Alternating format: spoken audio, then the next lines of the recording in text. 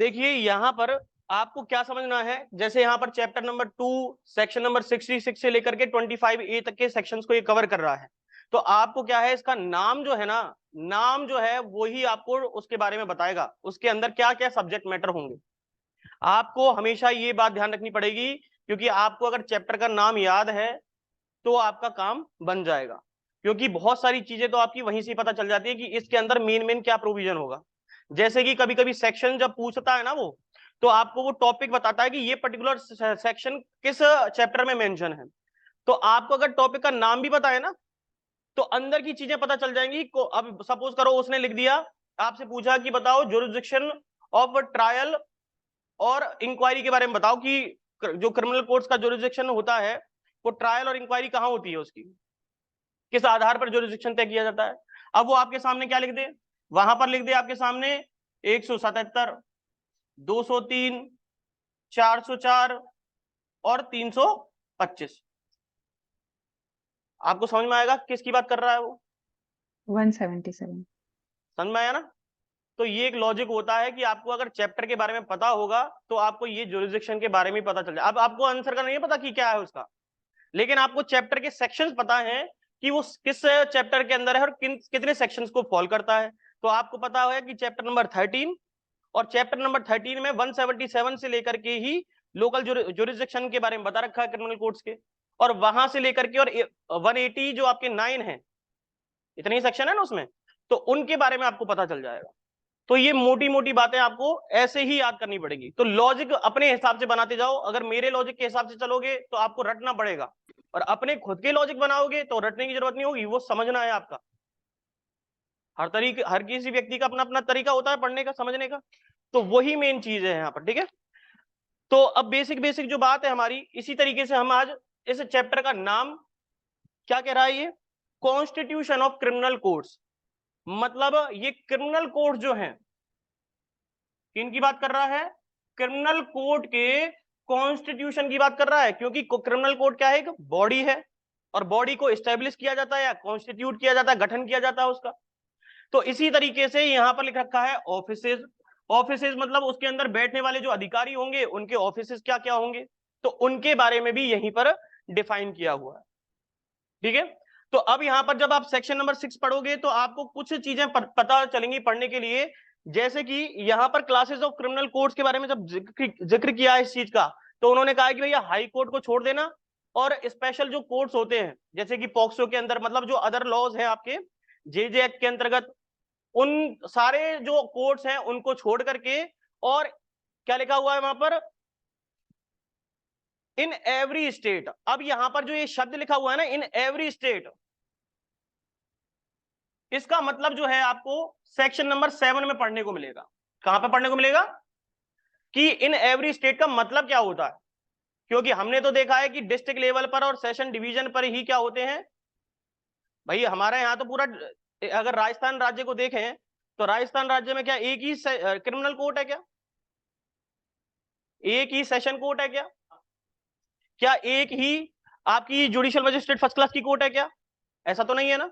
तो in every state का मतलब क्या है, तो इसलिए इसको कहां समझाया गया है, 7 में। और इसमें बता रखा है कि इन एवरी स्टेट के अंदर डिस्ट्रिक्ट भी, उसको डिस्ट्रिक्ट भी कहा जा सकता है, या उसके अंदर भी डिस्ट्रिक्ट हो सकते हैं। ये बात कहां पढ़ने को मिलती है, सेक्शन नंबर 7 में। इसलिए यहां पर कुछ शब्दों का यूज किया गया है। अगर आप देखोगे तो कह रहा है देयर शैल, कि ये तो होंगे ही होंगे, कंपलसरी है ये। इसलिए कह रहा है in every state the following criminal classes of criminal code. तो नीचे जो है क्रिमिनल कोड्स के बारे में जो बता रखा है वो हर एक स्टेट के अंदर होंगे। अब स्टेट होता क्या है उसके लिए मैंने बताया कि सेक्शन नंबर 7 पढ़ना पड़ेगा आपको। तो इसका मतलब है कि इसके अंदर डिस्ट्रिक्ट्स भी हो सकती हैं, सब डिस्ट्रिक्ट भी हो सकती हैं, इसी तरीके से इसके अंदर सेशन भी हो सकते हैं, और सब सेशन भी हो सकते हैं, जिनको सब डिवीजन भी बोला जाता है।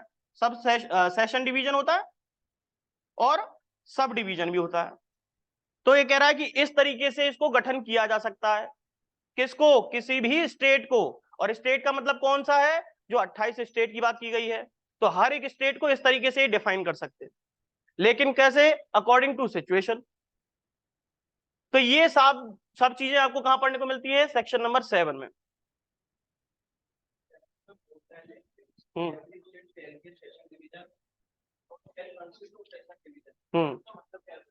इसका मतलब ये है, मैंने आपको अभी बताया कि कोई भी स्टेट जो है अगर वो जरूरत से ज्यादा छोटा है तो वो खुद ही अपने आप में सेशन डिवीजन बन सकता है। अब जो जनसंख्या कम है, उसकी एरिया कम है, लोग ज्यादा है ही नहीं, तो केस के बनाएंगे कैसे? तो उसी पर्टिकुलर एरिया को ही हम क्या बनाते, पूरा का पूरा सेशन डिवीजन बनाते कि नहीं बनाते? उस पर्टिकुलर केस के लिए। क्यों? पर्टिकुलर जगह के लिए। क्यों? क्योंकि वहां पर केस ही नहीं है, और एक ही कोर्ट से जब काम चल रहा है तो बार बार कोर्ट बनाने की जरूरत क्या है? समझ में आ रही बात? यही चीज है, इसलिए यहां पर लिखा हुआ है, सेक्शन नंबर 7 को पढ़ोगे तो लिखा है every state shall be a session division. या तो वो सेशन डिवीजन होगा, और नहीं अगर सेशन डिवीजन नहीं हो सकता तो उस स्टेट के अंदर ही कंसिस्ट करेंगे बहुत सारे सेशन डिवीजन। क्लियर हो रही बात? तो यही इसमें मेन फंडा है। तो ये लैंग्वेज थोड़ी टिपिकल है, बस शब्दों पे मत जाओ, बस इतना सा समझ लो कि कहां पे ये चीजें बताई हुई हैं आपको। अब देखो, इसमें 4 तरीके की कोर्ट्स के बारे में बता रखा है। फॉलोइंग क्रिमिनल कोर्ट्स की शब्दों को यूज किया है, लेकिन यहाँ पर 4 तरीके के कोर्ट्स के बारे में बताया है। लेकिन यहाँ पर मेन जो है वो 3 ही तरीके के कोर्ट्स को आपको यहाँ पर कॉन्स्टिट्यूट किया गया है, और वो कितने से कितने सेक्शन में किया गया है। जैसे कि आपका कोर्ट ऑफ सेशन है, मैंने आपको सारी चीजें लिखवा दी थी। कोर्ट ऑफ सेशन है, चाहे वो जुडिशियल मजिस्ट्रेट फर्स्ट क्लास हो, एमएम हो, ये दोनों सेम ही होते हैं। और एक है जेएमएससी। देखो 3 तरीके कोर्ट्स है ना। अब यहाँ पर कोर्ट ऑफ सेशन में जो आपने देख लिया कि कोर्ट ऑफ सेशन के अंदर 3 तरीके के ऑफिसर बैठ रहे थे। कौन कौन थे? सेशन जज, एडिशनल सेशन जज और असिस्टेंट सेशन जज। कहां बता रखा है? तो सेक्शन नंबर 9 में और 10 में। इसी तरीके से जेएमएफसी को आपने पढ़ा था, तो मैंने आपको बताया था कि जेएमएफसी से ही, उनमें से बहुत सारे जेएमएफसी बनाए उन्होंने, उनमें से ही एक व्यक्ति को चुन करके ये क्या बनाते हैं? चीफ बना देते हैं, उनका मुखिया बना देते हैं कि ये लोग सुपरवाइज, इन सब सारे जितने भी जुडिशियल मजिस्ट्रेट हैं इनको सुपरवाइज किया जाएगा। किसके द्वारा? चीफ के द्वारा। जैसे कि अब मेरी क्लास के अंदर 50 लोग हैं, लेकिन मेरे से कंट्रोल नहीं हो रहे, या मैं उस टाइम पे नहीं हूं, तो फिर उस टाइम पे क्या होगा? तो मैंने एक व्यक्ति को मॉनिटर बना दिया यहाँ पर, और मैंने कहा तुम इसका सुपरवाइजन करना, कोई कुछ नकल ना करे, कोई चीटिंग ना करे, कोई उधम ना करे। ठीक है? तो ऐसे ही करके यहाँ पर भी इस तरीके से बनाया गया है। लेकिन यहाँ पर जेएमएससी का कोई क्राइटेरिया नहीं होता है। लेकिन यहाँ पर जेएमएससी के लिए देखें तो सीजेएम बना था, और एमएम के लिए कौन बना दिया? सीएमएम। इनके मैंने सेक्शन भी लिखवाए थे आपको, कहां बता रखे हैं? तो जेएमएससी और एससी की कोर्ट होंगी तो सेक्शन नंबर 11 बताता है आपको, और अगर सीजेएम की बात होगी तो कहां बता रखा है? 12 में। और ऐसे ही इस एमएम की बात होगी तो फिर सेक्शन नंबर 16, और इसकी बात होगी तो सेक्शन नंबर 17। क्लियर हो रही बात है? 6? अरे तो मैंने कहां से निकाला? ये सेक्शन नंबर 6 ही तो पढ़ा रहा हूं मैं तुम्हें। अरे ये कोर्ट्स की बात कर रहा है, कह रहा है कितने कोर्ट्स होंगे, सेक्शन नंबर 6। लेकिन कोर्ट के कॉन्स्टिट्यूशन कैसे होगा वो तो ये प्रोविजन बताएगा ना एक्सप्लेन करके। तो उसमें केवल क्लासेस ऑफ क्रिमिनल कोर्ट्स बता रखे सेक्शन नंबर 6 में। क्लियर है क्या? बताइए। तो यहां से ये जितने भी हैं सेक्शन, अगर आपको याद रखना है तो इस तरीके से भी याद रख सकते हो। सेक्शन नंबर कितने से? 9 से लेकर के और 19 तक के सेक्शन जो है आपको किसके बारे में बताते हैं? केवल क्रिमिनल कोर्ट्स के बारे में बताते हैं। लेकिन क्रिमिनल कोर्ट को इन्होंने क्या बताया है? एग्जीक्यूटिव मजिस्ट्रेट का भी कोर्ट को भी क्रिमिनल कोर्ट के तौर पे बताया है, क्योंकि मजिस्ट्रेट का मतलब क्या होता है? दंडाधिकारी, वो भी न्याय देता है कि नहीं देता। इसलिए इन्होंने इसके अंदर शामिल तो कर दिया, लेकिन उसकी कोई कोर्ट नहीं होती, उसके क्या होते हैं? ऑफिस होते हैं। तो इसलिए एग्जीक्यूटिव ऑफिसर जो है आपका कौन है? एग्जीक्यूटिव ऑफिसर, या अपन क्या कहेंगे उसे? Executive magistrate. अब इसकी भी एक चौथी कोर्ट बना रखी है इन्होंने, लेकिन इसका ऑफिस होता है, कोर्ट नहीं होती। अब यहां पर बेसिक बात जो है आपको क्या समझनी है कि पहले तो कितने से कितने सेक्शन में कवर करता है? तो सेक्शन नंबर 20 से 23। और इसका काम क्या है? जैसे कि मैंने एग्जीक्यूटिव ऑफिसर का बताया कि ये एडमिनिस्ट्रेशन फंक्शन का काम करता है। ये आपके जितने चैप्टर आपने पढ़े थे, जिनके ऊपर नागालैंड के ऊपर भी आपकी सीआरपीसी के कुछ चैप्टर अप्लाई हो रहे थे, उसी से ये लिंक करता है। जैसे कि चैप्टर नंबर 8, 10, 11, क्योंकि एडमिनिस्ट्रेशन फंक्शन करता है ना ये, तो ऐसे काम में ये इसका मदद करने का काम करता है। अब यहां पर अब और भी चीजें देखनी है, जैसे कि हम जब इसकी बात कर रहे हैं तो ये एग्जीक्यूटिव ऑफिसर में भी अलग अलग है। जैसे यहां पर जेएमएससी देखा ना आपने, तो इन एग्जीक्यूटिव ऑफिसर का भी एक मुखिया होता है, जिसको हम किसके नाम से जानते हैं, डीएम के नाम से जानते हैं। इसी डीएम के पास से एक एडिशनल डीएम भी बना देते हैं, अगर ज्यादा जनसंख्या है, एडमिनिस्ट्रेशन पर्पज के लिए और काम करना है तो उसके लिए एक और एडिशनल डीएम बना दिया। साथ ही साथ हमने क्या कर दिया यहाँ पर, एडिशनल डीएम के साथ साथ एसडीएम, जो सब डिवीजन की बात कर रहे थे ना, एसडीएम भी बना दिया। यहां पर आपने जब देखा सीजेएम बनाया था, तो मैंने आपको एक और बताया था किसको, SDJM, sub divisional judicial magistrate. इस तरीके की चीजें आपको ध्यान रखनी पड़ेंगी, तब जाकर के आपको समझ में आएगा इसे पढ़ा कैसे जाए। बेसिक बातें समझ में आ गई। तो सेक्शन नंबर 6 हमारा कवर हो गया है, और सेक्शन नंबर 6 को जब लिख रहे हो तो इस तरीके से लिख लो जिससे बार बार आएगा, तो बार बार लिखोगे तो आपको याद हो जाएंगी चीजें। क्लियर हो रही है बातें। अब इसमें एक और चीज थी जो मैं आपको बताना चाह रहा हूं, वो है इसमें स्पेशल कोर्ट की बात। किसकी, स्पेशल कोर्ट की बात। ये स्पेशल कोर्ट होती क्या है। अब तक तो आपने देखा कि इसने कहा कि हर स्टेट के अंदर क्या होने चाहिए, क्रिमिनल कोर्ट्स होने चाहिए, वो भी 4 तरीके के बताया, एडमिनिस्ट्रेटिव पर्पस के लिए बता दिया, और दूसरा जस्टिस के पर्पस से बता दिया, जुडिशियल पर्पस से। लेकिन जब इसने ऐसा लिखा कि एवरी स्टेट के अंदर होने चाहिए, तो इन्होंने कहा कि कुछ ऐसी स्थिति होती है कभी कभी कि स्पेशल कोर्ट, ये तो जनरल है, हर केस को सुन लेते हैं, लेकिन स्पेशल भी तो बनाने पड़ेंगे, जो किसी पर्टिकुलर, अब सपोज करो एक ही चीज के बहुत सारे केसेस बढ़ रहे हैं, एक ही सब्जेक्ट मैटर को लेकर, चाहे वो रेप को लेकर के हो, होता है कि नहीं होता ऐसा, चाहे वो किसी बच्चों से रिलेटेड हो, होता है कि नहीं होता ऐसा।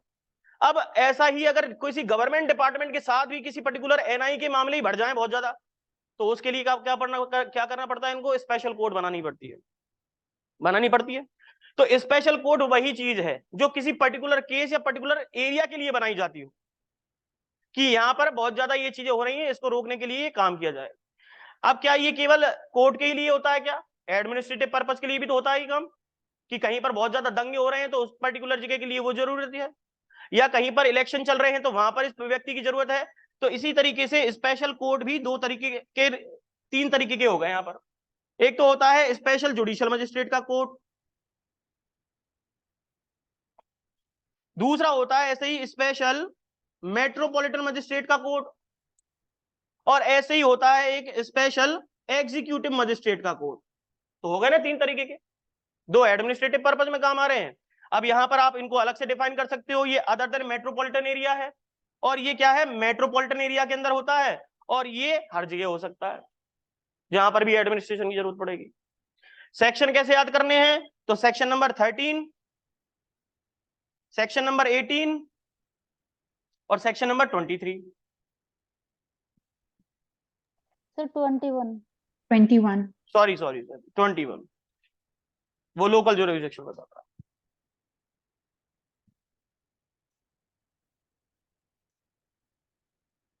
अब आती है बात जुरिसडिक्शन की।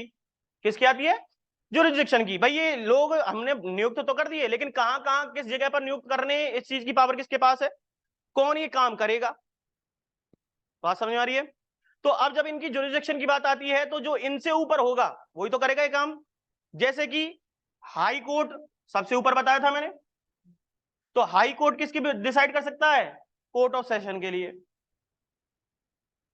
कि कहां पे बनाना है, कैसे करना है, सारी चीजें व्यवस्था करेगा।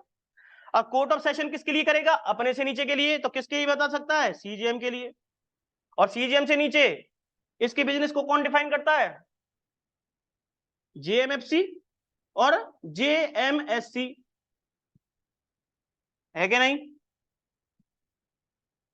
ऐसा है कि नहीं। इसी तरीके से अगर देखें तो कोर्ट ऑफ सेशन सीएमएम के को भी करता है, इसके अंदर कौन है, केवल एमएम। इसी तरीके से अगर देखोगे, अब यहां पर देखो ये हाई कोर्ट और कोर्ट ऑफ सेशन की बात हो रही थी, लेकिन एग्जीक्यूटिव मजिस्ट्रेट को अपॉइंट करने वाला व्यक्ति कौन होता है, एग्जीक्यूटिव मजिस्ट्रेट किसको रिप्रेजेंट करता है, एडमिनिस्ट्रेशन का मेन फंक्शन किसके हाथ में होता है, स्टेट के हाथ में होता है। तो स्टेट को रिप्रेजेंट कौन करता है, उसके पब्लिक ऑफिसर। और वो पब्लिक ऑफिसर इन्होंने अपॉइंट करके क्या नाम रखा उसका, एग्जीक्यूटिव मजिस्ट्रेट, उसको ही तो रिप्रेजेंट कर रहा है। तो इसलिए इसका अपॉइंटमेंट कौन करेगा, स्टेट गवर्नमेंट करती है।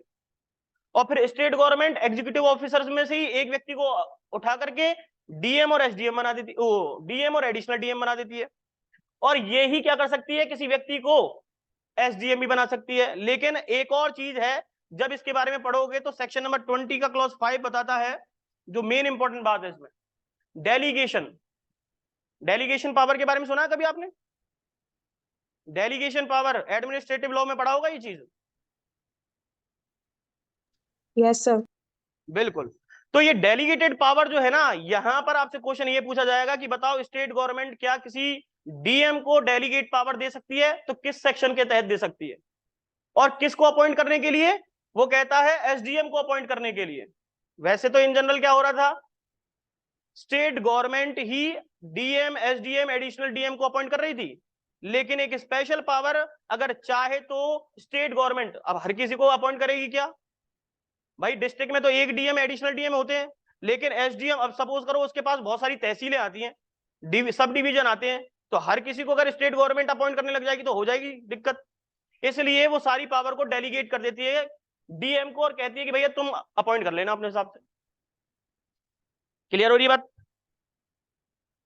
अब यहां पर इसी तरीके की चीज जब मैं बता रहा हूं आपको, तो मैं आपको क्या बता रहा था, यहां पर इसके बारे में बता रहा था कि ज्यूरिसडिक्शन को तय किया जा रहा है, ये इसके ज्यूरिसडिक्शन को तय कर रहा है कि कोर्ट ऑफ सेशन कहां होगा, ये इन दोनों की कोर्ट ऑफ सेशन जो है इन दोनों की ज्यूरिसडिक्शन को तय कर रहा है, और ये जो है इनको इनका बिजनेस सौंप रखा है कि तुम किस केस को लड़ोगे और कौन कौन से एरिया में लड़ोगे।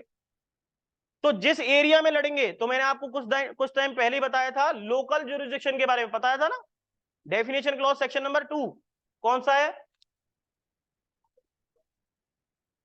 लोकल ज्यूरिसडिक्शन का सेक्शन कौन सा है ये बताओ।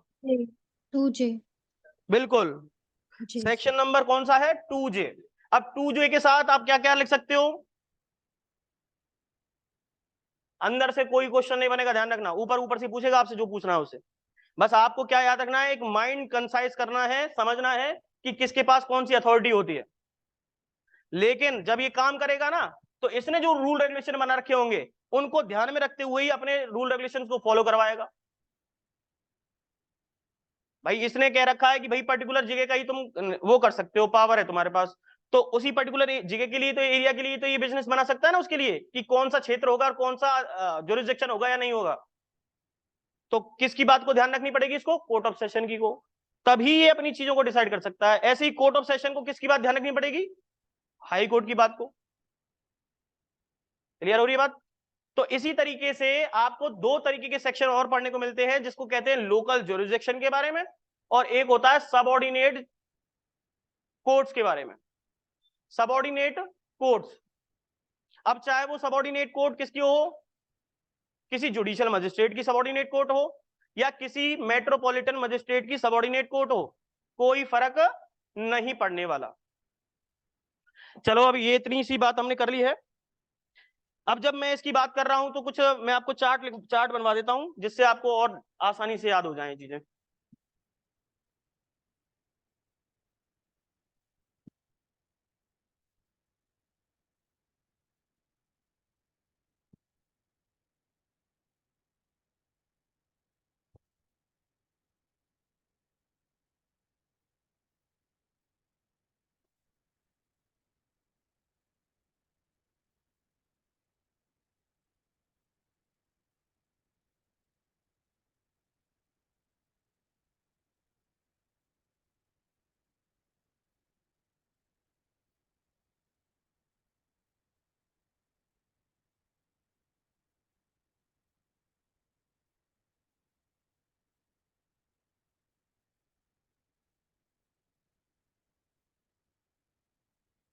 देखिए यहां पर सबसे पहला कौन सा होता है, बड़ा, सबसे बड़ा चीफ होता है कि नहीं होता, और इसके ऊपर इनसे भी बड़ा, चीफ से बड़ा कौन होता है, कोर्ट ऑफ सेशन। तो अब देखो यहां पर कोर्ट ऑफ सेशन है सबसे बड़ा, तो कोर्ट ऑफ सेशन के नीचे आ गया चीफ, और चीफ के नीचे कौन आ गया, स्पेशल। उसके नीचे लिख लो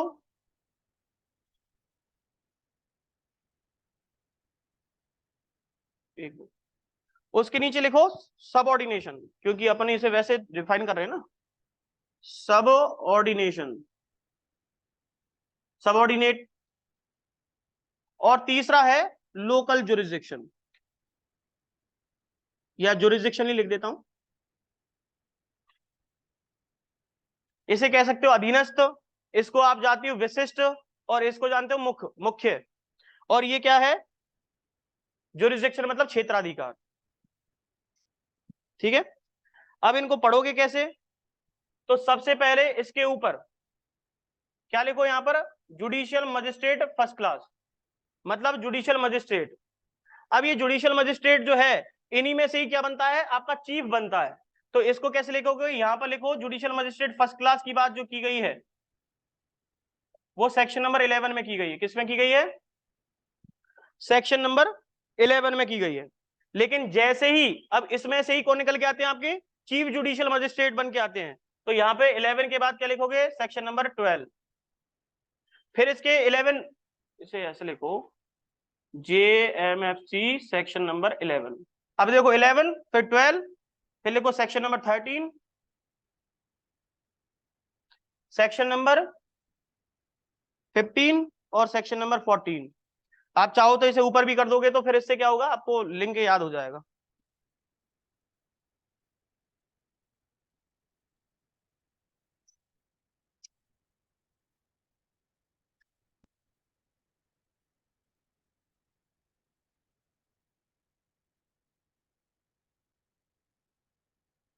ठीक है, ये हो गई आपकी मेन बात। फिर इसके बाद इसी तरीके से ऊपर लिखो MM और सेक्शन नंबर 16। यहां पर क्या लिखना है, MM। अब देखो MM का क्या है, सेक्शन नंबर 16। अब आप देखो MM को, MM से कौन चुने जाते हैं, आपके चीफ जुडिशियल मजिस्ट्रेट चुने जाते हैं। तो section number 17 special judicial magistrate चुने जाते हैं। तो section number special metropolitan magistrate section number 18। और फिर सबऑर्डिनेशन की बात हो रही है तो सेक्शन नंबर 19। और स्पेशल जुरिस्डिक्शन, लोकल जुरिस्डिक्शन इसका कुछ नहीं होता। क्यों नहीं होता? क्योंकि ये मेट्रोपॉलिटन एरिया में ही काम करते हैं, इसलिए अलग से कोई जुरिस्डिक्शन होता नहीं है। तो काट दो।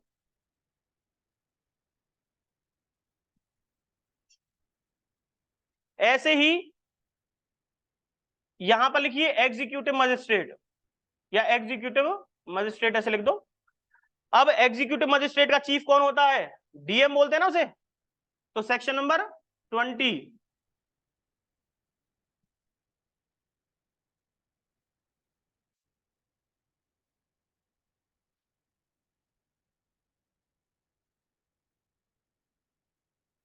एग्जीक्यूटिव मजिस्ट्रेट का चीफ कौन है, DM।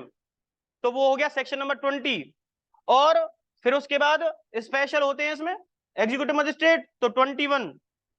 और फिर इसके बाद है आपका सबऑर्डिनेट के बारे में 23 में बता रखा है कि सबऑर्डिनेशन किसके अंदर होगा। और फिर उसके बाद आता है लोकल जुरिस्डिक्शन कि कहां कहां पर ये काम करेंगे, तो सेक्शन नंबर 22।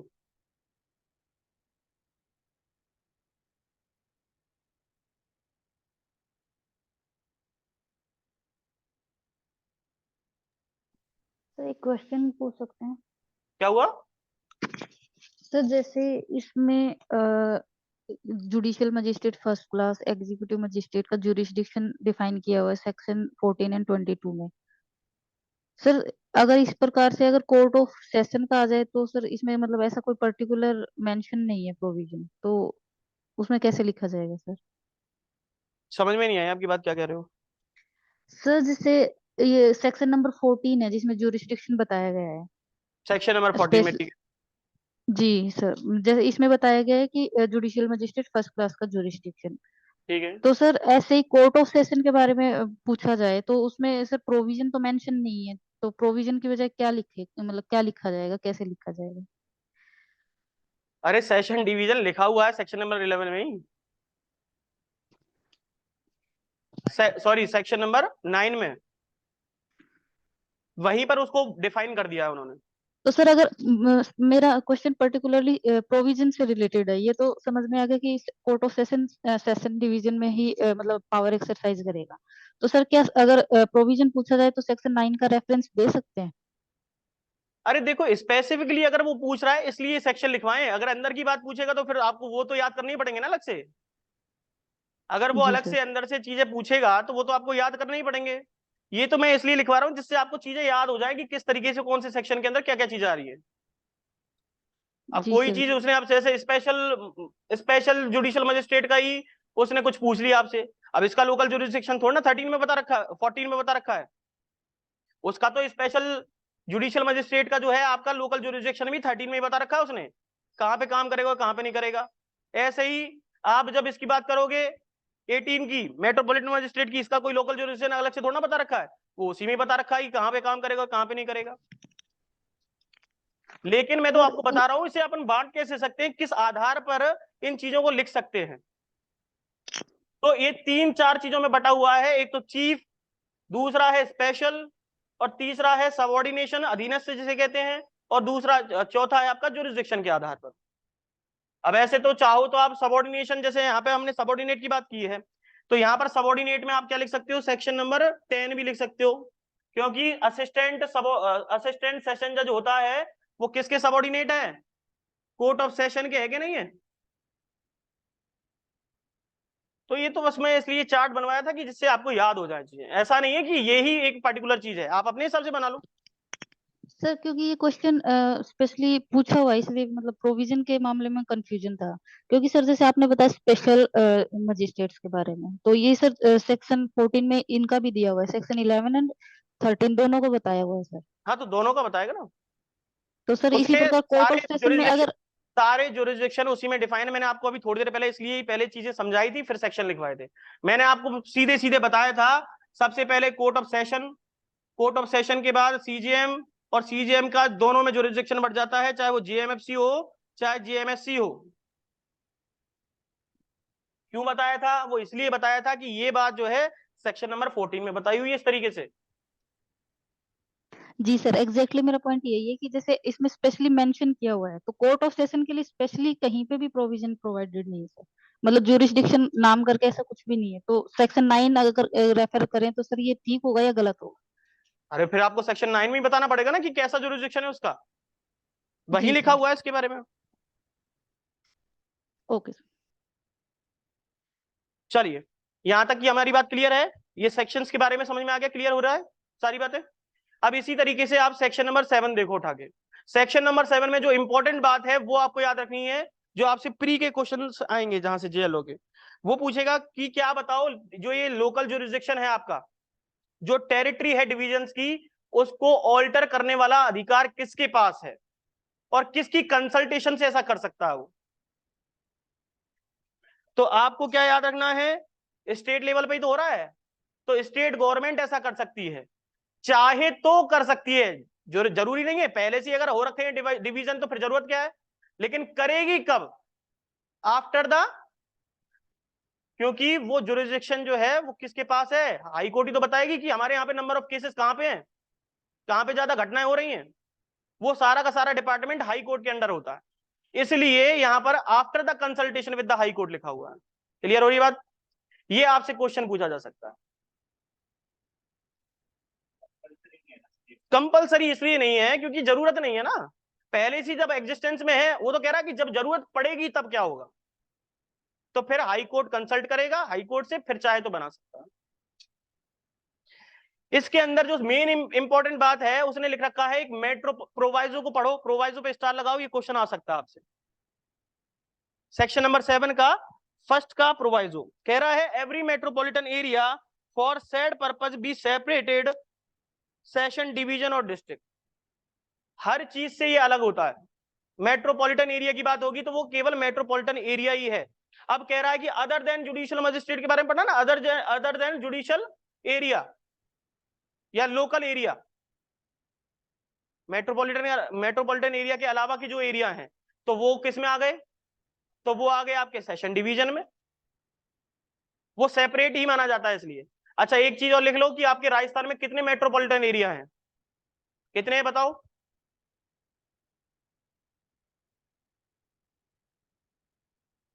किसी को पता है क्या?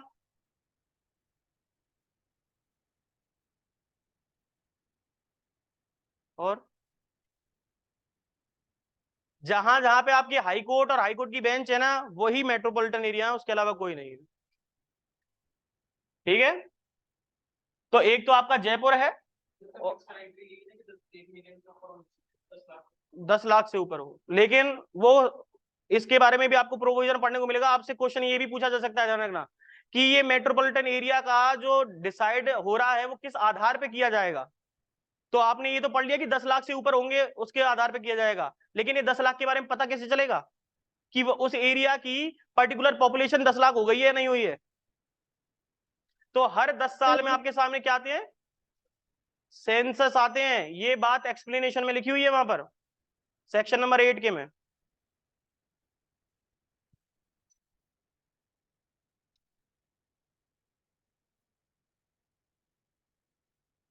अच्छा, इसका एक और चीज देखो,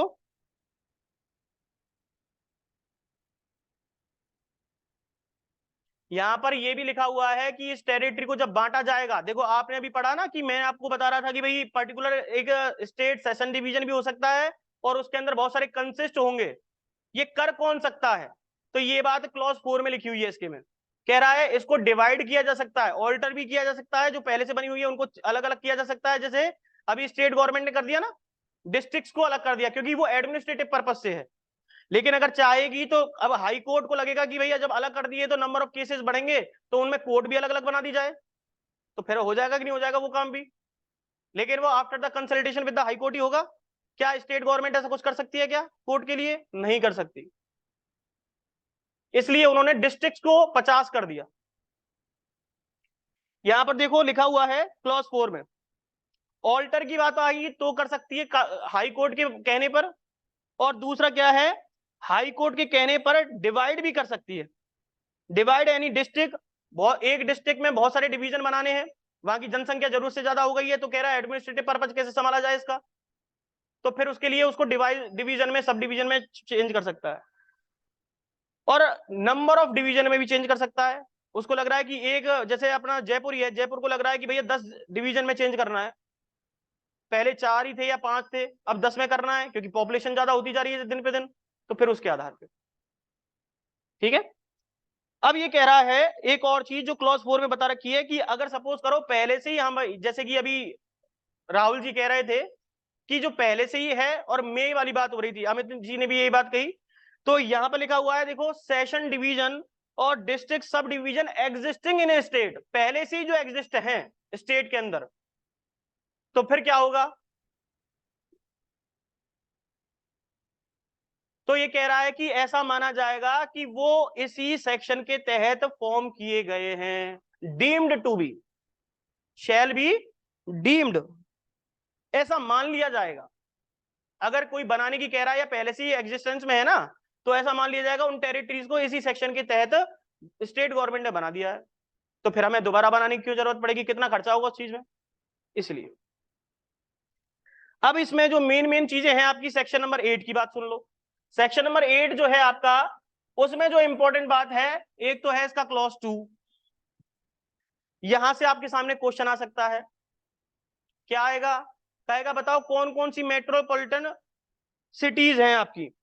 तो आपको पहले तो ये पता होना चाहिए, प्रेसिडेंसी टाउन्स को मैंने आपको पहले ही बता दिया था सेक्शन नंबर 3 का जब इंटरप्रिटेशन पढ़ा रहा था, कि वहां पर लिखा था कि प्रेसिडेंसी मजिस्ट्रेट जो होंगे आपसे उनको क्या कहा जाएगा, एमएम और सीएमएम कहा जाएगा, ऐसा पढ़ा था ना। तो वो एमएम सीएमएम क्यों कह रहा है? क्योंकि सेक्शन नंबर 8 में इसका जिक्र कर दिया कि सारे प्रेसिडेंसी टाउन आज के टाइम पे क्या कहलाएंगे, मेट्रोपॉलिटन एरिया कहलाएंगे, चाहे उनकी पॉपुलेशन कितनी हो उससे मतलब नहीं है। क्लियर ये बात? ये मेन बात हुई थी इसमें। अब इसमें जो मेन बात है, आपसे जो क्वेश्चन पूछा जाएगा, पूछेगा कि बताओ इसका एक्सटेंशन कैसे किया जाए, मतलब इस पर्टिकुलर मेट्रोपॉलिटन एरिया है ये कैसे डिसाइड होगा। तो क्या लिखा हुआ है, ये स्टेट गवर्नमेंट चाहे तो by notification in the official gazette क्या कर सकती है, किसी को भी मेट्रोपॉलिटन एरिया घोषित कर सकती है, डिक्लेयर कर सकती है, लेकिन किस आधार पर? तो कह रहा है वहां की अगर पॉपुलेशन कितनी हो जाए,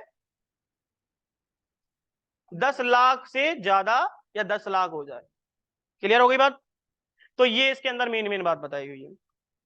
अब यहाँ पर क्लॉज 3 जब पढ़ोगे तो यहाँ पर देखो कुछ शब्द लिखे हुए हैं, एक्सटेंड मतलब बढ़ाना, विस्तार करना किसी एरिया का, रिड्यूस का मतलब घटा देना।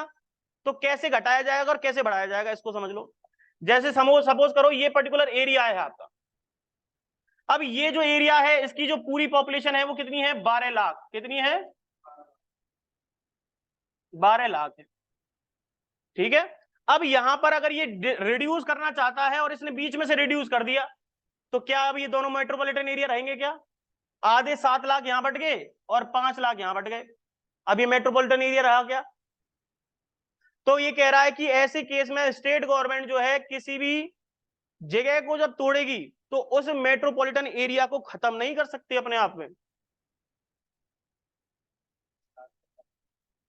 तो इसलिए तो क्योंकि 10 लाख की बात की गई है ना, तो 10 लाख से पॉपुलेशन कम नहीं हो जाए इस बात का ध्यान रखेगी। किस बात को ध्यान में रखते हुए? जब वो कोई एक्सटेंशन कर रही है, रिड्यूस कर रही है। तो इसका मतलब क्या है कि यहां 2 लाख हो जाए तो कोई दिक्कत नहीं है, लेकिन यहां पर 10 लाख से कम नहीं हो जानी चाहिए जब एरिया को तुम तोड़ रहे हो। तो जयपुर को तोड़ दो, लेकिन पॉपुलेशन के आधार पर यह भी ध्यान रखना है जुरिसडिक्शन जो है कोर्ट का वो खत्म नहीं हो जाए, नहीं तो फिर केस डिवाइड हो जाएंगे ना। अब मेट्रोपॉलिटन मजिस्ट्रेट का तो कोई काम नहीं रहा, तो अब वहां पर उस एरिया में क्या होगा, दोनों में जुडिशियल मजिस्ट्रेट आ जाएंगे, चीफ जुडिशियल मजिस्ट्रेट आ जाएंगे, तो उनके ऊपर बर्डन बढ़ जाएगा सारा का सारा। अब मेट्रोपॉलिटन मजिस्ट्रेट के पास जो केस है उनका क्या होगा, ये मेन बात है। चाहो तो अंडरलाइन कर लो क्लॉज 3 के अंदर, to reduce the population of such area to less than 1 million, उससे कम नहीं हो जानी चाहिए। ये आपसे क्वेश्चन पूछा जा सकता है।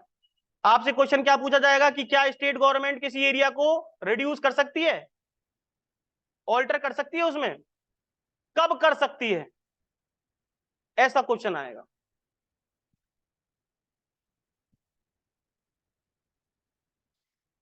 अब मैंने आपको एक शब्द पढ़ाया था जब मेट्रोपॉलिटन की डेफिनेशन पढ़ रहे थे ना अपन, वहां पे लिखा हुआ था डिक्लेयर और डीम टू बी डिक्लेयर्ड, पढ़ा था कि एक शब्द। वही बात इस सेक्शन में भी बताई हुई है, सब सेक्शन नंबर 4 में कह रहा है कि अगर ऐसा हो गया कि खुद ही उस मेट्रोपॉलिटन एरिया की जो जगह है उसमें जनसंख्या ऑटोमेटिकली मरने से कम हो गई है, या उसके डिवाइड होने से, या वहां के लोग जो हैं वो रिफ्यूज ही बन गए हैं, कहीं छोड़ करके चले गए हैं, तो ऐसे केस में क्या हुआ है, उस जगह की, उस एरिया की क्या हो गई है, पॉपुलेशन जो है वो कम हो गई है 1 मिलियन से। तो फिर ऐसे केस में क्या होगा, अब वो मेट्रोपॉलिटन एरिया कहलाएगा क्या? अब उस केस में वो मेट्रोपॉलिटन एरिया तो नहीं कहलाएगा, लेकिन जो उसमें केसेस चल रहे थे मेट्रोपॉलिटन मजिस्ट्रेट के पास, उनका क्या होगा, क्या वो खत्म हो जाएंगे क्या? तो कह रहा है उस केस में वो डीम टू बी या डिक्लेयर कहलाएगा मेट्रोपॉलिटन एरिया। वो अभी भी ऐसा ही माना जाएगा कि जैसे मेट्रोपॉलिटन एरिया है, और उसके सारे केसेस अभी तक उसी तरीके से चलेंगे जैसे कि मेट्रोपॉलिटन मजिस्ट्रेट ही अभी भी उसका जज है। क्लियर हो गई बात? सर एक डाउट था सर, तो अगर जब वो डिवाइड हो गया तो उसके बाद वो जो नए केसेस आएंगे मेट्रोपॉलिटन से रिलेटेड, तो फिर वो नए केसेस नहीं जाएंगे, सिर्फ वो पुराने केसेस देखेगा। अब यहाँ पे बात सुनो, नए जो केसेस आए हैं, अब डिवाइड हो जब हो गया है, तो अब वो अब सपोज करो ये तो 10 लाख हो गई, ये 2 लाख रह गया, अब इसके जो नए केसेस आएंगे अब वो मेट्रोपॉलिटन एरिया में नहीं जाएंगे, मेट्रोपॉलिटन मजिस्ट्रेट के पास नहीं जाएंगे 2 लाख वालों के, वो कहां जाएंगे, अब वो जुडिशियल मजिस्ट्रेट के पास जाएंगे। अब जुडिशियल मजिस्ट्रेट सेशन में भी हो सकता है, कहीं भी हो सकता है। ठीक है, ये बात ध्यान रखनी है।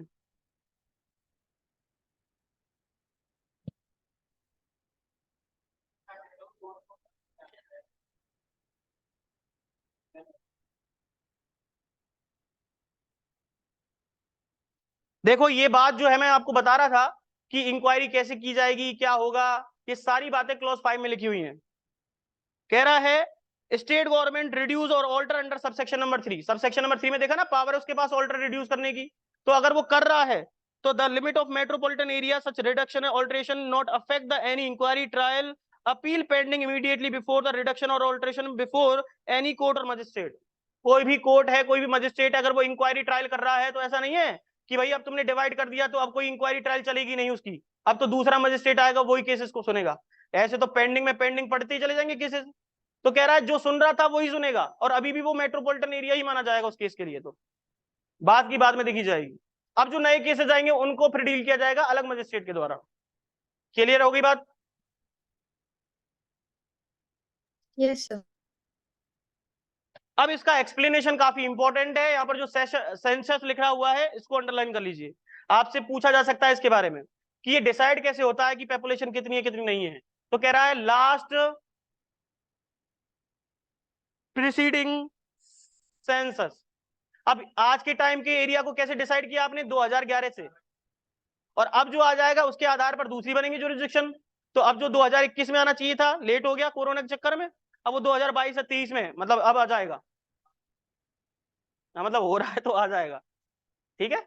तो ये सेंसस अब आएगा, उससे फिर पॉपुलेशन के बारे में पता चल जाएगा। जैसे अभी कोटा के बारे में बात जिक्र चल रहा है कि कोटा भी बनने वाला है ना। तो संभाग तो 3 बन चुके हैं ऑलरेडी, 10 बन गए अब आपके राजस्थान में। सेंसस होता है हर 10 साल में होता है? हाँ, हर 10 साल में होता है। Okay sir.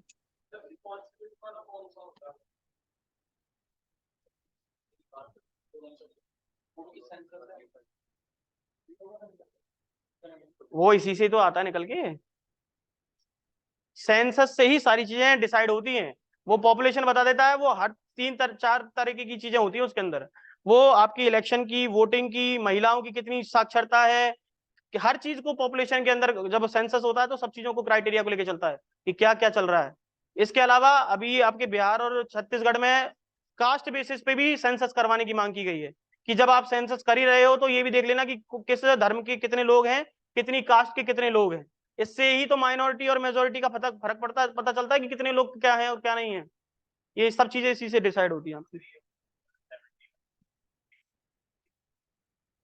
बस वो भी अब खुल जाएगा आगे कुछ दिन में। कोर्ट ऑफ सेशन के बारे में देख लो अब आप फटाफट से। कोर्ट ऑफ सेशन जो है, देखो यहाँ पर लिखा है स्टेट गवर्नमेंट शैल, क्या लिखा है? शैल। तो इसका मतलब क्या है? इसको मैंडेटरी बनाना, क्योंकि आपने पहले सेक्शन नंबर 6 में भी यही पढ़ा था कि ये 4 कोर्ट तो बनेंगी ही बनेंगी, इनको रोक नहीं सकता कोई बनने से, अकॉर्डिंग टू सीआरपीसी। तो स्टेब्लिश लिखा है ना, बॉडी है कोर्ट ऑफ सेशन। आगे देखो क्लॉज 2। अब मैंने आपको ये सारी बातें कहां लिखवाई थी? उस चार्ट में लिखवाई थी, क्लॉज 1 क्लॉज 2 करके। तो उस चार्ट को देख लो और यहाँ पे पढ़ते जाओ इसके साथ साथ। देखो क्या लिखा है, every court of session shall presiding over by the जज। प्रिसाइडिंग ओवर बाय जज का मतलब है पीठासीन अधिकारी, कि उस कोर्ट ऑफ सेशन में बैठेगा कौन। तो कह रहा है कि एक सेशन जज होगा उसमें, जिसको अपॉइंट किसके द्वारा किया जाएगा? ये मैंने आपको पहले ही बता दिया था, बॉडी जब भी स्टैब्लिश की जाएगी तो कौन करेगा? State government. और अगर अपॉइंटमेंट करने हैं जजेस का तो, और एग्जीक्यूटिव मजिस्ट्रेट का अपॉइंटमेंट होना है तो स्टेट। यही क्वेश्चन बनते हैं आपके सामने बस। अब नीचे देखो इसमें, अब यहां पर कह रहा है कि भैया सेशन डिवीजन के अंदर जो एक सेशन जज है, कभी कभी क्या होता है, नंबर ऑफ केसेस जब जरूरत से ज्यादा बढ़ जाते हैं तो दिक्कत आती है कोर्ट्स को। तो ये कह रहा है कि जो सेशन जज है ना आपका, कौन है? सेशन जज, एसजे, एक जगह के लिए अपॉइंट किया गया है, लेकिन वो दूसरे जुरिस्डिक्शन में जरूरत ज्यादा है क्योंकि नंबर ऑफ केसेस वहां बढ़े हुए हैं और यहाँ पर कम है। तो ऐसा कह रहा है कि इस केस में हाई कोर्ट जो है ना, अपनी पावर का इस्तेमाल करके इसका जुरिस्डिक्शन और एक्सटेंड करके इसे दूसरे सेशन डिवीजन का एडिशनल सेशन जज बना सकता है। क्यों बना सकता है? क्योंकि नंबर ऑफ केसेस ज्यादा बढ़े हुए हैं, तो उसके लिए, काम के लिए।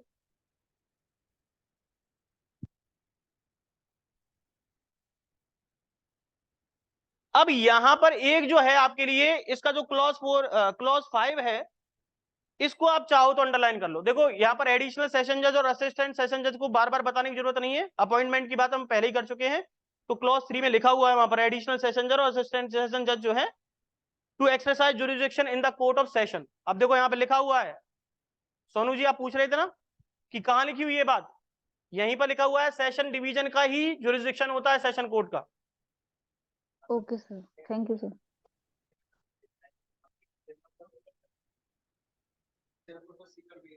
हाँ, ऐसा होता है ना, क्योंकि जब नंबर ऑफ केसेस ज्यादा हैं, आपके यहाँ पे तो कम है, दूसरी जगह ज्यादा है और जज लिमिटेड है, तो फिर क्या होगा ऐसे केस में? तो ये कह रहा है बना सकता है चाहे तो, ऐसा नहीं है कि कंपलसरी बनाएगा ही बनाएगा। ये तो हाई कोर्ट पे डिपेंड करता है ना। ऐसा होता नहीं है कि कभी कभी आपने देखा होगा कि जब बहुत बार ऐसी स्थिति भी आ जाती है कि किसी व्यक्ति को हम ला नहीं सकते, वहां से जेल के अंदर बंद है कोई व्यक्ति और उसे बाहर लाएंगे तो पब्लिक डिस्टर्बेंस हो जाएगा, तो कोर्ट ऑफ सेशन खुद ही उठ के चली जाती है वहां पर, या वो अपना कमीशन बना के भेजती है अकॉर्डिंग टू सेक्शन नंबर 284। हाँ, ये हो जाता है, और आजकल नई नई टेक्नोलॉजी आई है तो उनसे हो जाता है, तो ऐसा सब कुछ हो सकता है। अब देखो यहाँ पर सब सेक्शन नंबर 5 को पढ़ोगे तो कह रहा है अगर सेशन जज कैसे वेकेंट हो गई हो उसकी सीट, अब कैसे हो गई है, वो छुट्टी पे है, वो बीमार है, या कोई और दिक्कत आ गई है, और कोई अर्जेंट एप्लीकेशन आई है, क्लॉज 5 में अंडरलाइन कीजिए, अर्जेंट एप्लीकेशन के आधार पर। अगर कोई अर्जेंट एप्लीकेशन आ गई तो फिर क्या होगा उस केस में?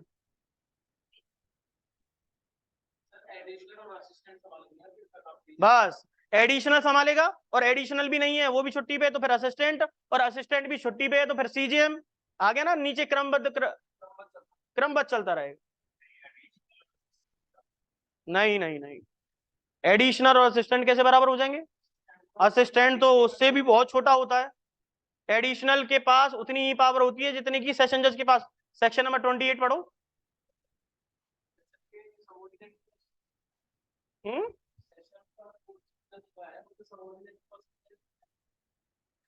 हाँ वो तो है, लेकिन वो एडिशनल सेशन जज के नहीं अंडर होता, वो सेशन जज ही मुखिया है ना उसका।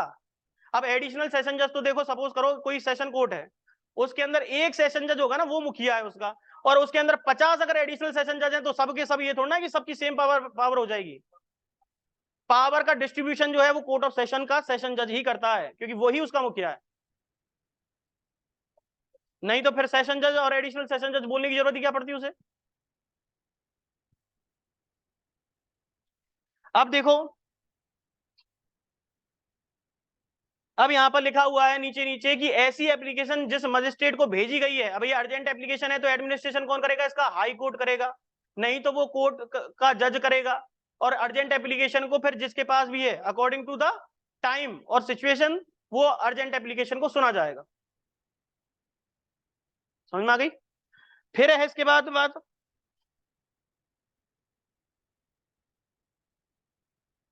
अब ये जो क्लॉज 6 है इसका, क्लॉज 6 में जो बात लिखी हुई है उसको समझो। यहां पर कह रहा है कि अगर कोई केस ऐसा है जहां पर जुरिस्डिक्शन की बात हो रही है, और जुरिस्डिक्शन में आप क्या कर रहे हो, किसी व्यक्ति को बुला नहीं सकते अपने पास, क्योंकि उससे कोई पब्लिक डिस्टर्बेंस या दुनिया भर की चीजें हो सकती हैं, तो कोर्ट ऑफ सेशन क्या खुद भी उठ के जा सकता है कि वहां पे? तो कह रहा है वहां पर जा सकता है, उसको कोई इस तरीके की पावर दे रखी है। तो यहां पर देखो लिख रहा है at any other place in the session division, कोई भी सेशन डिवीजन के अदर प्लेसेस पे, ऐसा नहीं है कि दूसरे के सेशन डिवीजन में घुस जाए, अपने ही सेशन डिवीजन की बात कर रहा है, ठीक है। लेकिन यहां पर दो दो शब्दों को अंडरलाइन कीजिए, एक तो लिखा है कंसेंट ऑफ द प्रोसिक्यूशन, क्योंकि भाई उसकी तो सहमति लेनी पड़ेगी ना, उससे तो पूछना पड़ता है ना इस बात के बारे में, कि उसे ये पूछा जाएगा कि बताओ अक्यूज आ सकता है कि नहीं आ सकता, क्या हमारा जाना जरूरी है क्या, क्योंकि प्रोसिक्यूशन ही तो कंडक्ट कराता है ना ये सारी चीजें, ट्रायल, तो उससे ही सारी चीजें पूछी जाती है।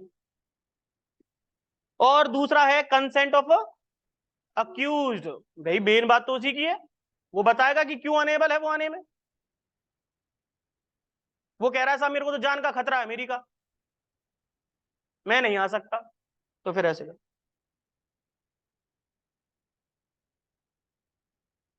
अब यहां पर एक शब्द दे रखा है अपॉइंटमेंट, यहां पर अपॉइंटमेंट का मतलब यहां पर समझा रखा है इन्होंने कि अपॉइंटमेंट जो ये शब्द यहां पर यूज किया गया हाई कोर्ट के द्वारा अपॉइंट किया जाएगा, इसका मतलब ये नहीं है कि एडमिनिस्ट्रेटिव पर्पस के लिए जो स्टेट गवर्नमेंट अपॉइंट कर रही है उसका अर्थ यहां पर नहीं लिया जाएगा।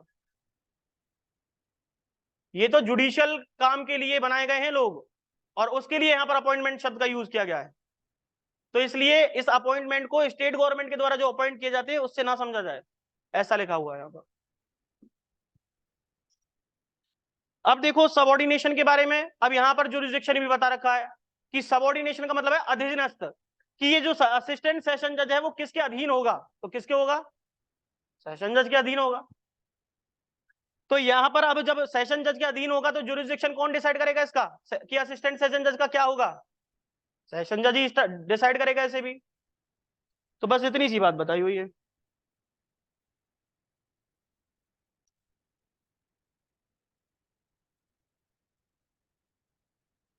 क्लियर?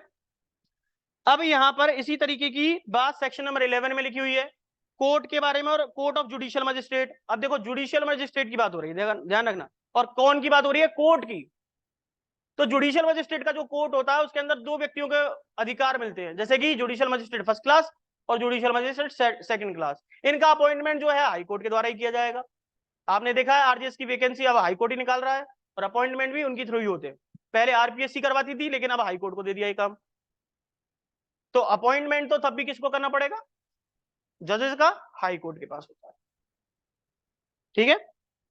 अब यहां पर देखो लिखा है एवरी डिस्ट्रिक्ट, और एवरी डिस्ट्रिक्ट की बात कहां की गई थी, सेक्शन नंबर 6 में की गई थी, क्योंकि वहां पर क्या लिखा था, इन द स्टेट, और इन द स्टेट को हमने कहां से इंटरप्रिटेट किया, सेक्शन नंबर 7 से।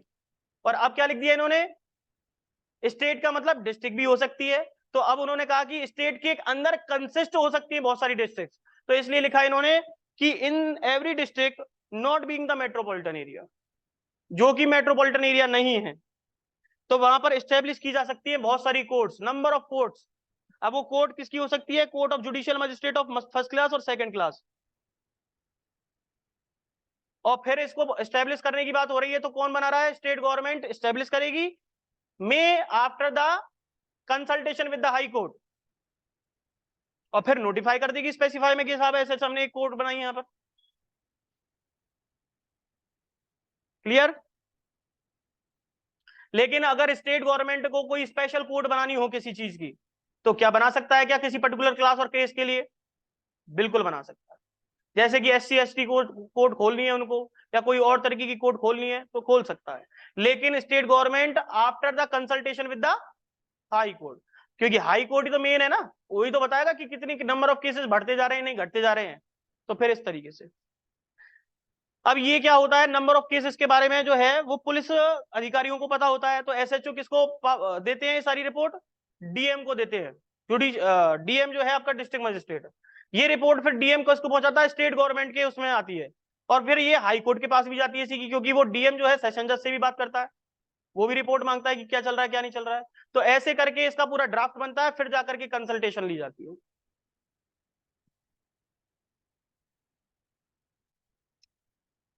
तो यहां पर देखो लिखा हुआ है कि special court of judicial magistrate भी बनाई जा सकती है, ये प्रोवाइजो में लिखी हुई है। अगर आपसे स्पेशल कोर्ट के बारे में देखो, यहां पर स्पेशल जज की जो नियुक्ति की जा रही है,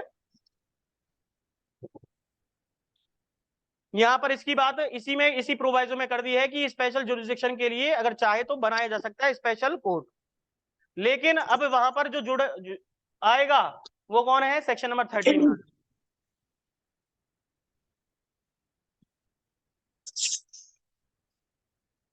अब यहां पर एक और मेन चीज है, इसका क्लॉज 3 जो है वो बता रहा है आपको कि क्या जो ये कोर्ट्स की जो जुडिशियल मजिस्ट्रेट फर्स्ट क्लास और सेकंड क्लास की जो पावर होती है, क्या किसी सिविल जज को भी दी जा सकती है क्या, देते नहीं है क्या, आरजेएस दोनों की पावर को इस्तेमाल कर लेता है, तो ऐसा हो सकता है।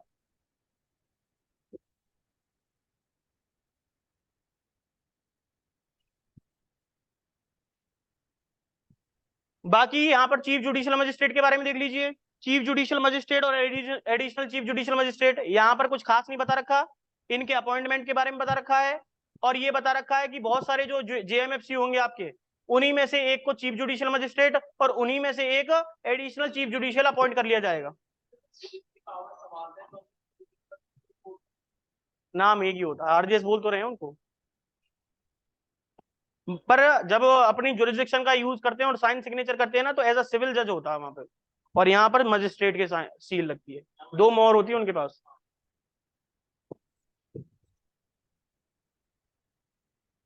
अब देखो यहाँ पर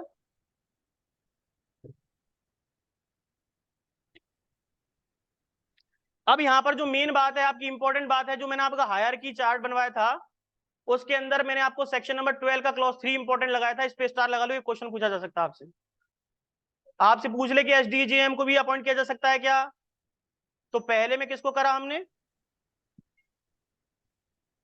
चीफ जुडिशियल मजिस्ट्रेट को, दूसरे में किसको करा, एडिशनल चीफ जुडिशियल मजिस्ट्रेट को, अब तीसरे में किसको कर रहे हैं, एसडीजेएम।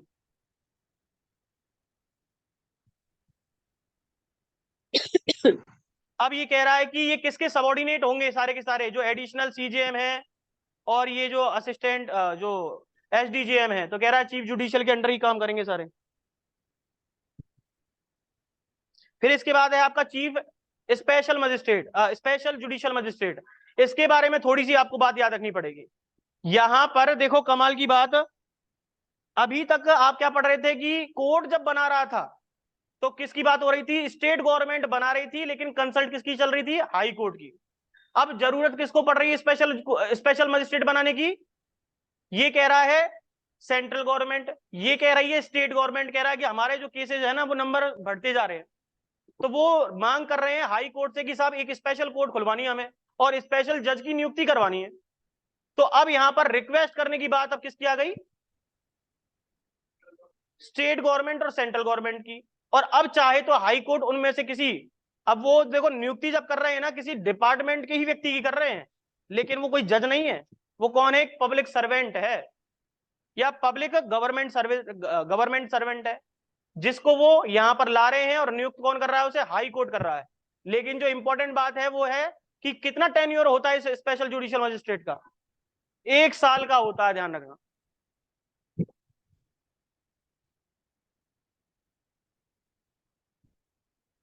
अब ऐसे ही समझो इसको कि जो स्पेशल जुडिशियल मजिस्ट्रेट वहीं पर है और वहीं पर जुडिशियल मजिस्ट्रेट भी है, दोनों की कोर्ट सेम है, अलग एक ही जगह पे है। तो जहां पर स्पेशल और जनरल कोर्ट बनी हुई है, और स्पेशल का मैटर क्या, अब जुडिशियल मजिस्ट्रेट फर्स्ट क्लास सुन सकता है क्या स्पेशल मैटर्स को, जिसके लिए स्पेशल कोर्ट बनी हुई है ऑलरेडी, अब नहीं सुन सकता, क्योंकि वो अधिकार किसको दे दिया गया, अब स्पेशल मजिस्ट्रेट को दे दिया है, उसी के पास वो जुरिस्डिक्शन है। तो अगर कंट्राडिक्शन होगा तो स्पेशल जुरिस्डिक्शन के ही बात होगी। क्लियर हो गई बात।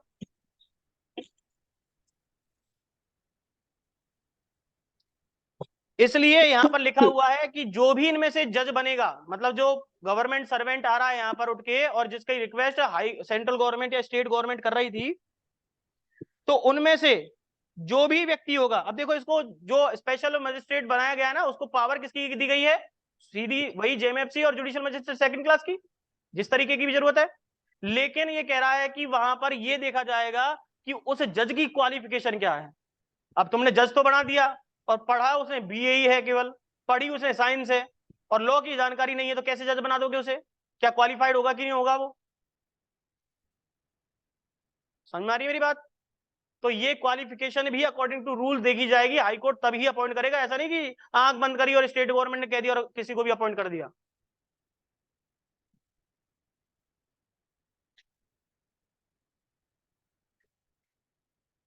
इतना इतना नहीं पूछा जाएगा, पर इन जनरल में बता रहा हूँ चीजें, ठीक है।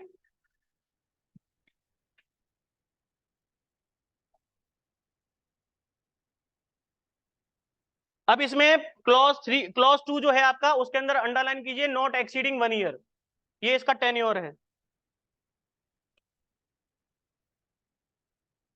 जनरल तो ये रहेगा। अब हाई कोर्ट को लग रहा है कि और भी केसेस, नंबर ऑफ केसेस को सुनना है, तो फिर आगे बढ़ा सकता है स्पेशल ऑर्डर से, ठीक है।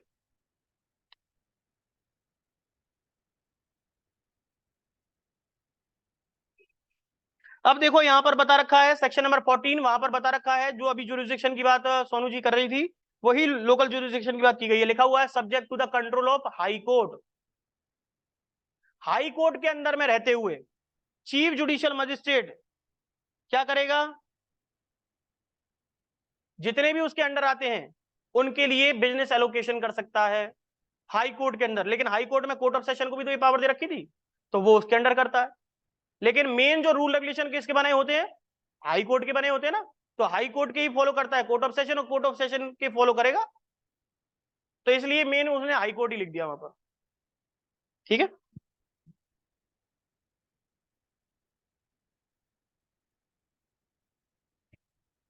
इसलिए इस तरीके की बात लिखी हुई है।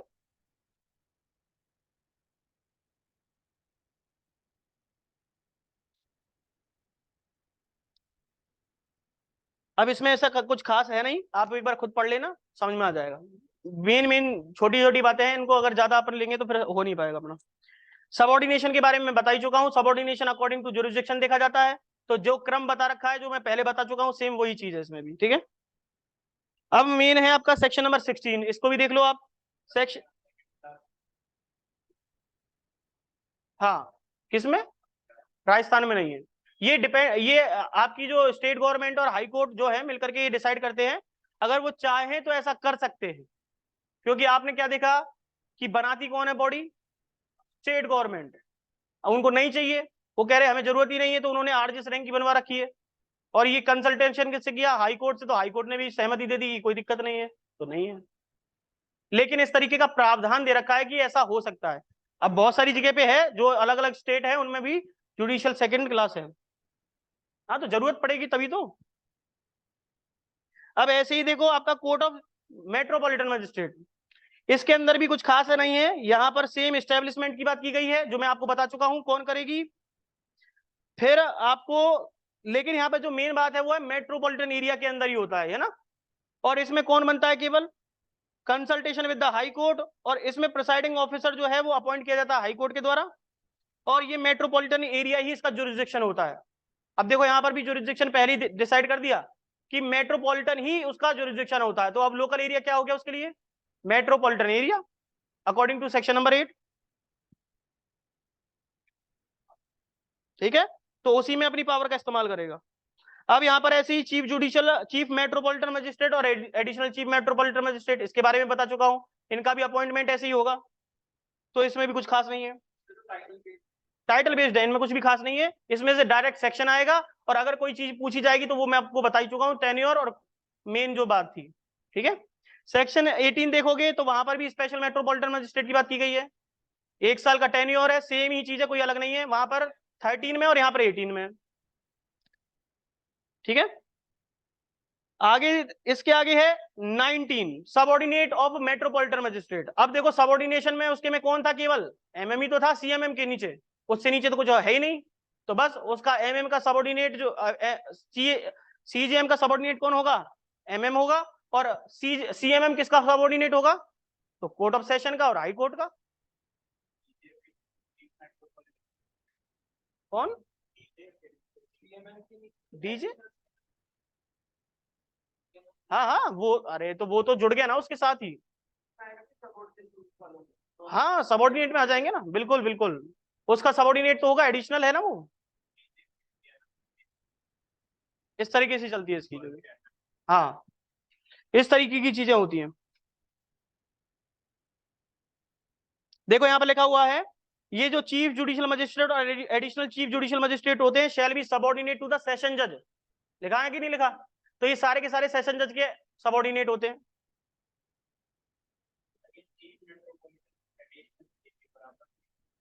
बराबर नहीं होते, बस पावर सेम होती है, लेकिन बराबर इसलिए क्योंकि उनमें भी एक मुखिया निकाला जाता है ना, क्योंकि एडिशनल तो बहुत हो सकते हैं ना, इसलिए।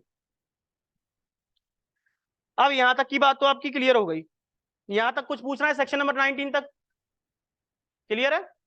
अब बस थोड़ा सा इसे कर लेते हैं कंप्लीट। एक देखो सेक्शन नंबर 20 के अंदर भी मैंने काफी कुछ चीजें बता दी थी आपको। अब इस 20 के अंदर क्या है, वही सेम चीज है, पूरा प्रोसीजर ये सेम ही है।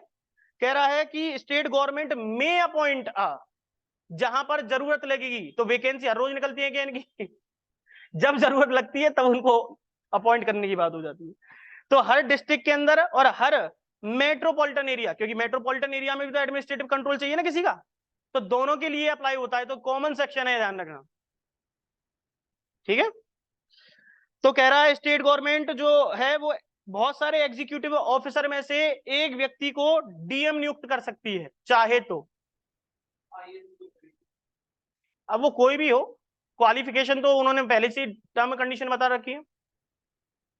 ठीक है, फिर उसके बाद क्या लिखा हुआ है कि स्टेट गवर्नमेंट अगर चाहे तो उन्हीं एग्जीक्यूटिव मजिस्ट्रेट में से जो बहुत सारे थे उनमें से 50 है सपोज करो, तो उनमें से ही एक व्यक्ति को क्या बना सकती है, एडिशनल डीएम भी बना सकती है। और क्या लिखा है कि such magistrate shall have the power of the district magistrate, उसके पास भी सेम वही पावर होंगी जो डिस्ट्रिक्ट मजिस्ट्रेट के पास होती है, लेकिन उससे थोड़ी कम होती है क्योंकि मेन डीएम ही होता है। ठीक है, आगे देखिए क्लॉज 3 जो है इसका, यहां पर अंडरलाइन कीजिए, एक लिखा हुआ है वेकेंट, बिकम अ वेकेंट। अगर वो डीएम की सीट जो है किसी टाइम वेकेंट हो जाए, और टेम्परली उसका कोई काम करने के लिए नहीं हो, तो उस केस में क्या होगा? तो उसके लिए स्टेट गवर्नमेंट अलग से अगर चाहे तो किसी व्यक्ति को नियुक्त कर सकती है, एडिशनल संभाल सकता है ना, एडिशनल। लेकिन ऐसा होता है एडिशनल, देखो एक चीज तुम समझ लो, तुम थोड़ा सा इसमें कंफ्यूज हो जाओगे। ये पूरा का पूरा डिस्ट्रिक्ट है, क्लियर? अब ये डिस्ट्रिक्ट है तो इसका एक डीएम है, डीएम एक ही होगा। लेकिन ऐसा होता है कि जैसे एडिशनल है तो उसको पर्टिकुलर एरिया का कारभार यहां का संभाल दिया, या उसको कह दिया कि ये पर्टिकुलर 2-3 तहसील है या सेशन डिवीजन है, सब डिवीजन है, तो ऐसा करो इन दोनों का काम मैं तुमको संभाल देता हूं, तुम इसका एडिशनल डीएम बन जाओ। लेकिन क्या पूरे जुरिस्डिक्शन का है क्या ये? इसलिए ऐसा लिखा था। ऐसा नहीं कि यही ये भी यही बैठा है और उसके साथ यहाँ पे भी और भी बैठे हैं। ये कभी हो सकता है कि इसके साथ 2-3 और सहायक के अंदर काम कर सके, लेकिन जरूरी नहीं है कि ये पर्टिकुलर पूरे एरिया के लिए ही एडिशनल डीएम हो।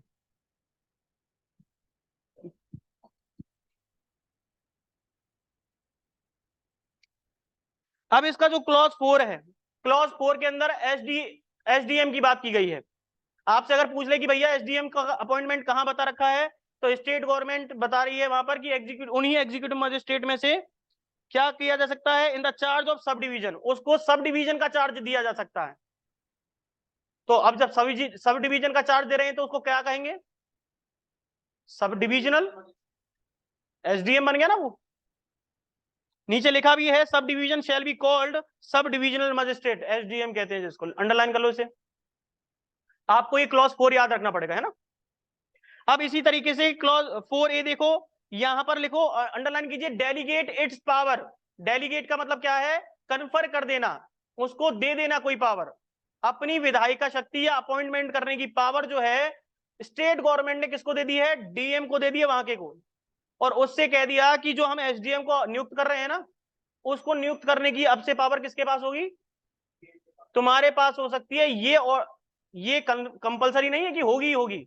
वो कह रहा है ये पावर जो है डेलीगेट की जा सकती है बाय स्पेशल और जनरल ऑर्डर।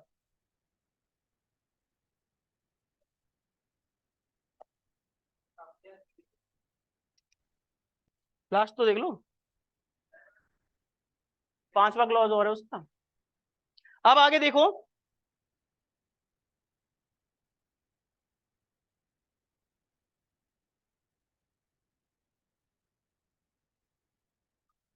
अब यहां पर कह रहा है कि ये जो सेक्शन है ना, ये किसी कमिश्नर ऑफ पुलिस की जो पावर होती है उनको हस्तक्षेप नहीं करता। कोई मेट्रोपॉलिटन एरिया के अंदर उसके पास पावर है तो उसको भी कोई नुकसान नहीं पहुंचाएगा।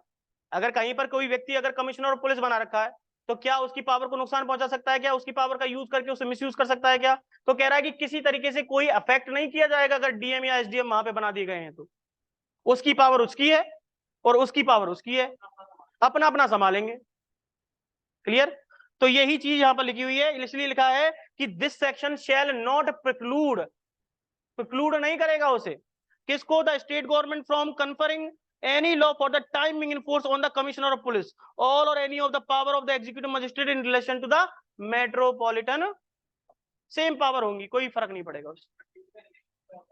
प्रिक्लूड का मतलब है क्या? एक्सक्लूड टाइप में, उसका उस पर कोई फर्क नहीं पड़ेगा। तो अपनी अपनी पावर का इस्तेमाल कर सकते हैं। प्रिक्लूड का मतलब एक तरीके से प्रिवेंट करना भी होता है, कि रोकेगा नहीं। वहां पर लिखा है नथिंग इन दिस सेक्शन, तो नथिंग का मतलब है नॉट से, कि दिस सेक्शन नॉट प्रिक्लूड, ये सेक्शन जो है किसी को, कमिश्नर ऑफ पुलिस को प्रिक्लूड नहीं करेगा, उसे रोकेगा नहीं अपनी पावर का इस्तेमाल करते हुए, और ना ही मेट्रोपॉलिटन मजिस्ट्रेट को रोका जाएगा उसकी पावर को इस्तेमाल करते हुए। ठीक है, तो आज के लिए काफी है, बाकी अपन कल पढ़ेंगे।